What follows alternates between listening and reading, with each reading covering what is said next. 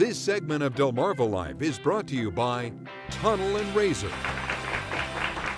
Well, we're getting pumped for the big games this weekend, the conference championships, just a couple more weeks, the biggest of games. Yeah, can't wait. Many people like to get in on all the action by making small or big bets within the office, neighborhood, or other social setting. But could that friendly bet actually be breaking the law? Well, attorney Kelly Geloff, who is the managing partner at Tunnell Raysor in Sussex County, is here to clear that up for us. Kelly, thank you for joining us. Thanks for having me. You know, it's really not that big a deal, is it? We're just making friendly little wagers. Friendly little wagers can get people in trouble. However, the reality is that you really have to have somebody complain about it for an investigation to take place or the police to get involved typically. But you do have to be careful because if you yourself are hosting an event, you cannot yourself make money off of it unless you're a player and everybody's on equal footing. What about the IRS? They're going to want to collect, right? Well, on those friendly bettings that you're talking about, really it's called social gambling, where there really are only 4 states that specifically state what social gambling is.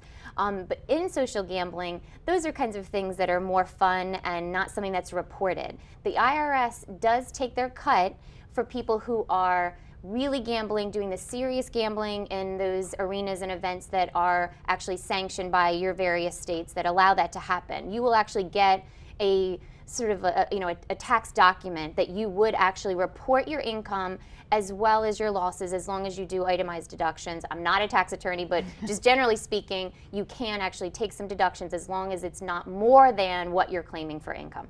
So then if I lose, can I write that off as a gambling loss?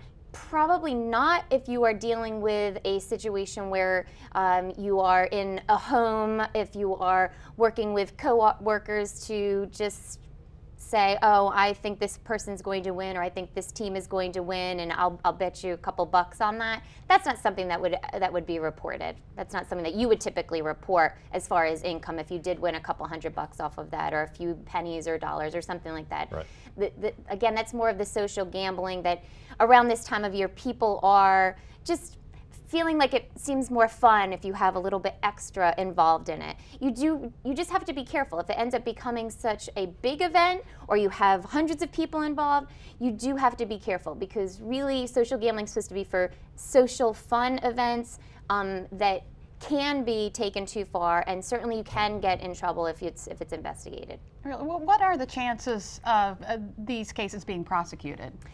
There is hardly any case law in Delaware. As you know, I'm a Delaware admitted attorney, so you do have to check with each individual state and an attorney within your state. There really is not much case law on that social gambling. I will say Delaware in general, though, is very strict and has a blanket no gambling law within the Constitution. They do allow for sanctioned events, but they are very much monitored, and they you cannot have things take place that if they're considered illegal, you have to make sure that you're going by the rules.